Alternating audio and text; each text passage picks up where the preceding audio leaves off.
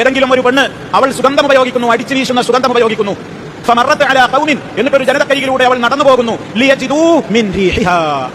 അവൾ എന്തിനാ സുഗന്ധം ഉപയോഗിച്ചത്?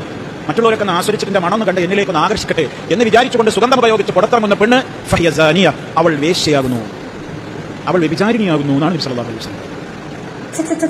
എന്തൊക്കെയാണ് ഈ പറയുന്നത്? ഞാനൊരു മതത്തെയും അവഗണിച്ചു എന്ന് നിങ്ങൾക്ക് തോന്നരുത്. ദയവ് ചെയ്ത് ഇതൊരു റിക്വസ്റ്റ് ആണ്.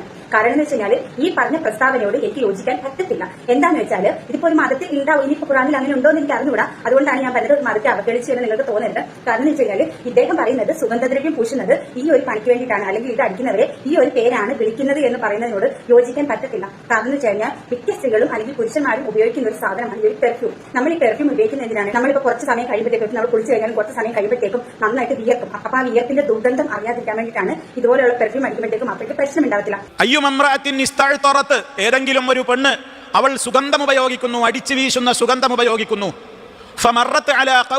എന്നിട്ടൊരു ജനതക്കരികിലൂടെ അവൾ നടന്നു പോകുന്നു. അവൾ എന്തിനാ സുഗന്ധം ഉപയോഗിച്ചത്? മറ്റുള്ളവരൊക്കെ ഒന്ന് ആസ്വദിച്ചിട്ട് മണമൊന്ന് കണ്ട് എന്നിലേക്കൊന്ന് ആകർഷിക്കട്ടെ എന്ന് വിചാരിച്ചുകൊണ്ട് സുഗന്ധം ഉപയോഗിച്ച് പുറത്തിറങ്ങുന്ന പെണ്ണ് ഫഹിയസാനിയ, അവൾ വേശ്യയാകുന്നു, അവൾ വ്യഭിചാരിണിയാകുന്നു എന്നാണ് നബി സല്ലല്ലാഹു അലൈഹി വസല്ലം പറയുന്നത്. ഈ ഉദ്ദേശാർത്ഥം എന്ത് ചെയ്യാൻ പാടില്ല? ഒരു പെണ്ണിനെ അടിച്ചു വീശുന്ന സുഗന്ധം ഉപയോഗിക്കാൻ പാടില്ല. അതുകൊണ്ട് പുരുഷന്മാരുടെ സുഗന്ധത്തിൻ്റെയും സ്ത്രീകളുടെ സുഗന്ധത്തിൻ്റെയും വ്യത്യാസം പണ്ഡിതന്മാർ പറയുന്നിടത്ത് ഉലമാ പ്രത്യേകം പറഞ്ഞു കാണാം. പുരുഷരുപയോഗിക്കുന്ന സുഗന്ധത്തിന് നിറം കുറവായിക്കോട്ടെ, മണം നല്ല ഉണ്ടായിക്കോട്ടെ.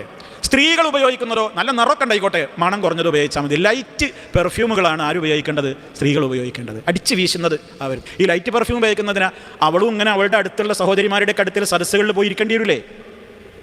അപ്പോൾ സദസ്സുകളിൽ പോയിട്ട് ഇരിക്കേണ്ടി വരുമ്പോൾ തൊട്ടടുത്തിരിക്കുന്ന സഹോദരിക്ക് ഇവളടുത്തിരുന്ന ഈ കക്ഷത്തിലെ വിയർപ്പും ഈ കൂട്ടാനുണ്ടായ കറിയുടെയും മണവും കോൺ ഓയിലിൻ്റെ മണവും ഭക്ഷണം ഉണ്ടാക്കിയ ഉള്ളിയുടെ ഗന്ധവും ഇതെല്ലാം കൂടിയുള്ള ഒരു പറതിയും കൊണ്ട് പോയിട്ട് ഇങ്ങനെ ഇരിക്കണം എന്ന് അങ്ങനെ ചില ആൾക്കാർ മനസ്സിലാക്കിയിട്ട് പെണ്ണ് ഒരിക്കലും സുഗന്ധം ഉപയോഗിക്കാനേ പാടില്ല. അത് അതിരി കവിഞ്ഞ പാതാണ്. പെണ്ണുങ്ങൾക്ക് പുറത്തിറങ്ങുമ്പോൾ സുഗന്ധം ലൈറ്റ് ഉപയോഗിക്കുക.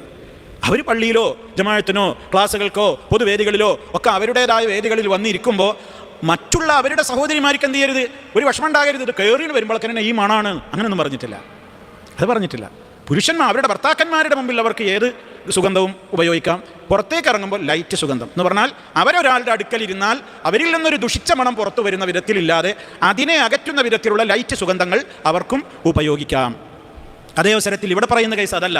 അവൾ നല്ല അടിച്ച് വീശുന്ന ഇവിടെ ഇറങ്ങിയാൽ മതി, അപ്പുറത്തിങ്ങനെ കേൾക്കാം. ഉദ്ദേശം തന്നെയാണ് എന്നിലേക്കൊന്ന് ആകർഷിക്കപ്പെടണം എന്നാണ് ഉദ്ദേശിക്കുന്നത്. ആ വിധത്തിൽ ഒരു പെണ്ണ് അങ്ങനെ പുറത്തിറങ്ങാൻ പാടില്ല. അത് വ്യഭിചാരിണിയുടെ ശീലമാണെന്ന് പറഞ്ഞാൽ വ്യഭിചാരിണിയാണെന്ന് പറഞ്ഞാൽ അത് ആ ശീലം